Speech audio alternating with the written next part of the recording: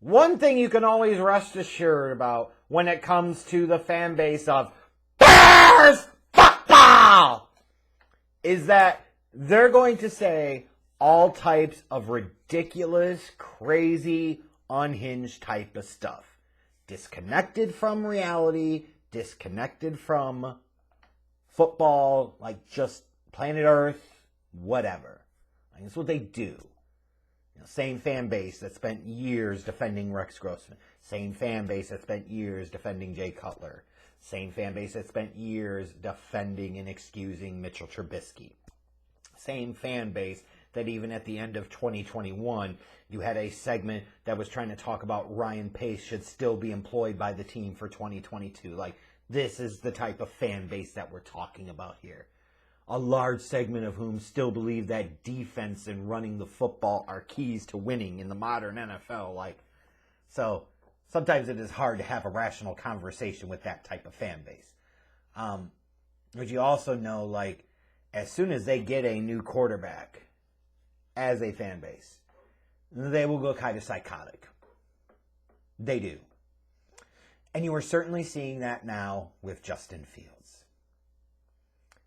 And I understand to a degree, because Bears fans are uniquely positioned in terms of in their lifespans, no matter how old they are, they've pretty much experienced nothing but quarterback suck. You are talking about the only NFL franchise that has yet to field a 4,000-yard passer in its entire history in the league. That's with a number of first-round picks invested in the position. You talk about the big trade for Jay Cutler. You can go on and on and on. The Bears have more Super Bowl titles, as little as they've won the past few decades. They have more Super Bowl titles won than they do 4,000-yard passers in their history, which is 0. So when a quarterback like Justin Fields comes along and he's this young, exceptional, exciting athlete that can make big plays happen with his feet, of course the fans of Bears football are going to be excited about a quarterback running the fucking ball like he can. There is no question when you watch a Justin Fields, you see Lamar Jackson type of running ability, Michael Vick type of running ability. You do. Randall Cunningham type of running ability. He's tremendous as a runner of the football from the quarterback position. He's Justin Fields, and I can say this without hesitation, without saying this is recency bias or hyperbole, is one of the absolute best that I have ever seen at the quarterback position as a runner. So a lot of Bears fans get really excited when they think about that because they say, man, this guy is so dynamic and electric to watch with his feet. This is a guy that can make some big plays happen with his feet. This is a guy that if he could become half as good of a passer as he is as a runner, he's going to be special. And because, by God, as a fan base, we're so desperate to have a quarterback that we're not afraid of, ashamed of, or embarrassed of, we're going to sit there and pretend like Justin Fields is better as a passer right now, and this passing offense is better than what it actually freaking is. A little reality check here. And this does not go well for a lot of Bears fans. This will not please them.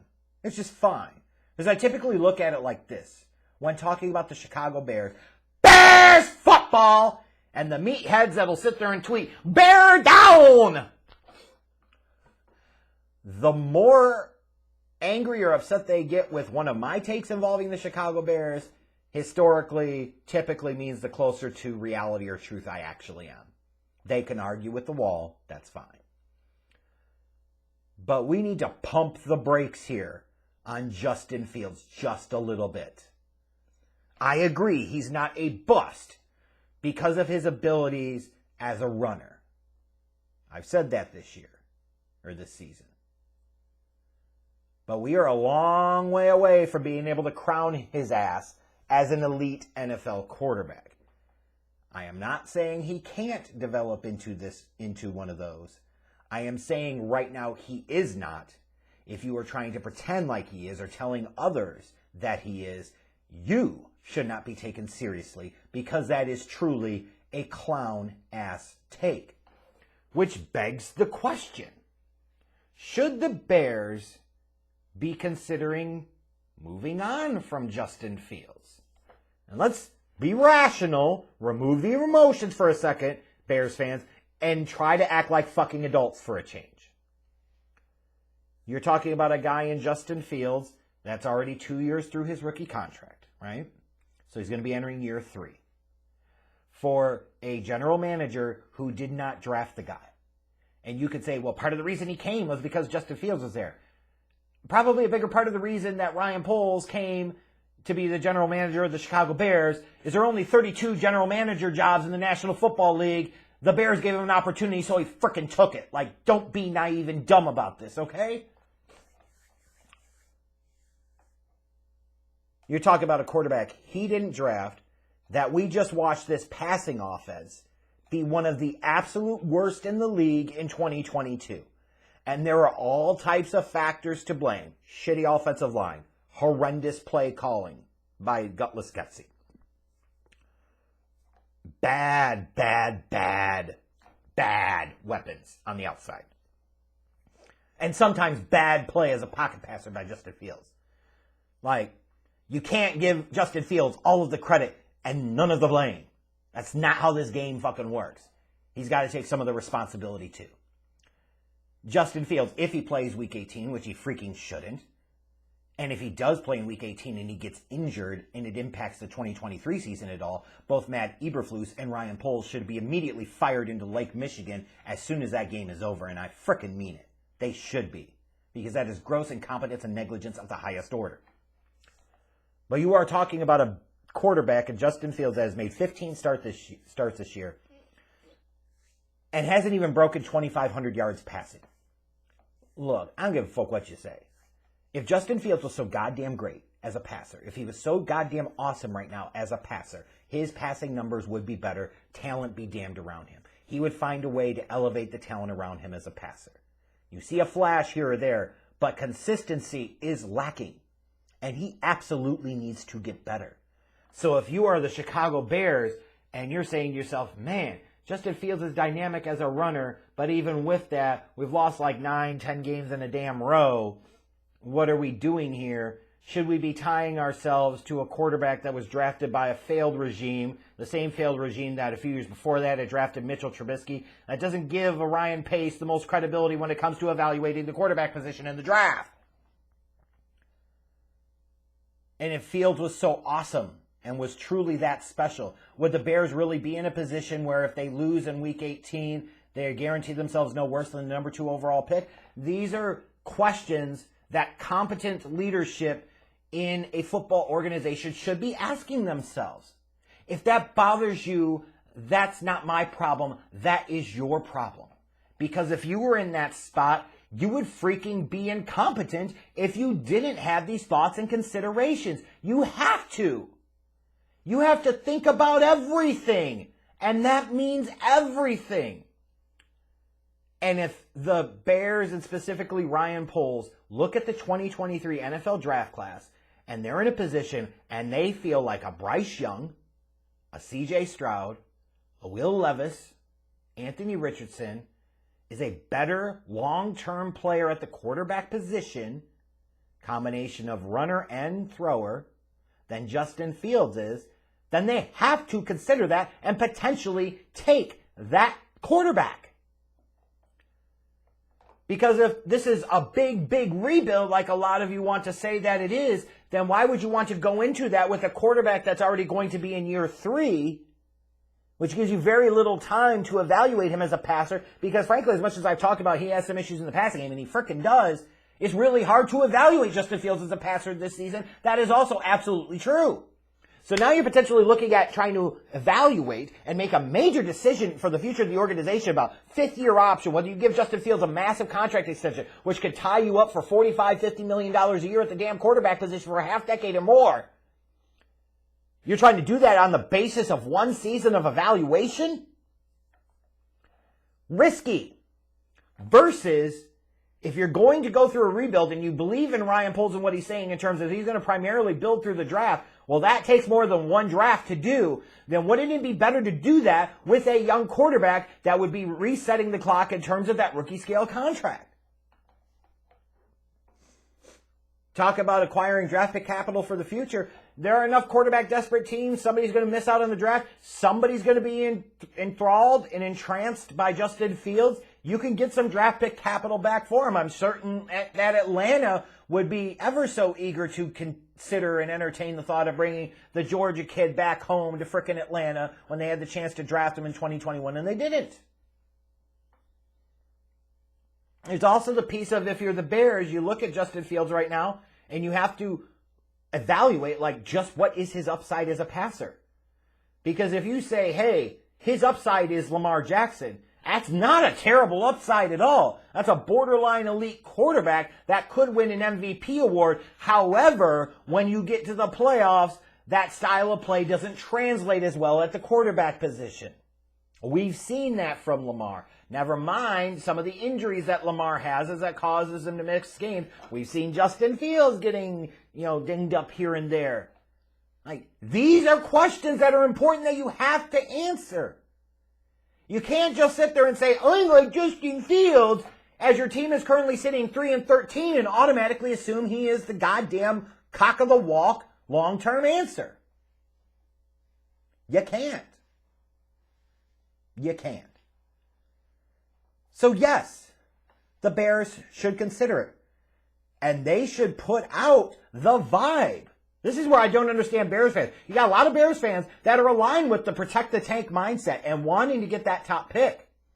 And wanting to protect that draft position and talking about trading down. So like, they're wisening up a little bit, and that's good to see. Welcome to the 21st century, Bears fans. But they getting caught up in all of this, and you just got to think and say, why wouldn't you entertain that option? Why wouldn't they put that out that they might want to draft one of these quarterbacks? Because that's called utilizing leverage and trying to get somebody to either buy what you're selling or buy the bluff, which drives up the fucking price of the draft pick. Like, I've seen some Bears fans really get unhinged and emotional the past few days when people even dare suggest, myself included, like this has to be a consideration or an option. They're fucking dumb. Why would you want to undercut your leverage? That doesn't make any goddamn sense. So it has to be an option. It has to be a consideration. Frankly, I don't know why Bears fans are so damn sold that Justin Fields is absolutely the face of the franchise, the dude long term. He's not a bust, but there's still a lot of work to do. And the way I look at it right now is I don't know that there's a quarterback in this draft that I look at and say, man, I can guarantee he's going to be an upgrade over Justin Fields. If we're talking about next year and maybe a couple of quarterbacks in that class, it might be a different story. Which leads me to the conclusion of, at the end of the day, no, I don't think the Chicago Bears should move on from Justin Fields this offseason. I think 2023 should be about, you've got Justin Fields, build the fuck around him. If Ryan Poles goes into the offseason, talk about free agency and the draft, and prioritizes defense, then he deserves what he freaking gets, which is to be fired 1 to 2 years later. Chicago deserves what it gets, which is losing the chance to watch the most exciting prospect they've ever had at the quarterback position develop into an average NFL starter because his dumb dick general manager didn't get him the help and protection he needed up front, didn't get him the weapons he needed outside, all of that. So, this offseason, this draft, the trade market, free agency, should be about building around Justin Fields. You have to see it through at this point with Justin Fields in 2023. You have to see what he can do. You have to remove the potential for excuses. You have to leave no doubt. If you heavily invest in the offense and Justin Fields doesn't deliver and the passing offense of the Bears doesn't deliver a massive improvement over this shitty passing game performance in 2022, then you know that Justin Fields is not the guy long term. you know potentially you don't even have to pick up the fifth-year option. If you've played the draft right, you've maneuvered down a couple of times, accumulated additional capital in the draft for 2024 and hopefully 2025 as well. And that will allow you the flexibility to go and get a replacement for Justin Fields. Or if Justin Fields does show growth as a passer and this Bears passing attack gets a lot better in 2023 with significant investment in the offseason through the channels I've mentioned, then you're talking about Justin Fields is the guy. It's time to start thinking about long-term extension and adjusting to that reality in the future. You've got additional draft pick capital for 2024 and 2025. Now you go build around Justin Fields. You go make the splash move that you need to, or maybe you fix a big gap on your defense because you're at that point. So no, at this moment, I am not aligned with the Bears moving on from Justin Fields. Now, as I go through and evaluate and scout the quarterback prospects, I could come back. I reserve the right to come back and change my mind. But as it stands right now, I don't know that I can say that it makes sense for them to move on. I think their best option at this moment is to stay the course one more year, at least. And you really, if you're going to do that, you really have to commit to Justin Fields, your belief in him that he's the dude. And if you believe in him that he's the dude, then you have to prioritize helping him. And for those dumb dicks that don't understand this, because I keep having to explain this on Twitter sometimes, and it's just galling. It's like, how lacking is people's basic comprehension skills? I'm not saying ignore the fucking defense. I'm saying the offense comes first. If you have in the draft two similarly graded linemen, one's an offensive lineman, one's a defensive lineman, you take the offensive lineman first. No question. You're not building the team around Jack Sanborn. No offense to Jack Sanborn. You're building the team around Justin Fields. Everything should be viewed through that lens. You have some money available in free agency. You can shore up some holes on the defense, and you can do that. You can invest some picks on the defense. Absolutely. Need to. Can't be an offense-only team. But you do have to be an offense-first team. You do have to be an offense better than defense team in the modern NFL to be able to hang with the big boys.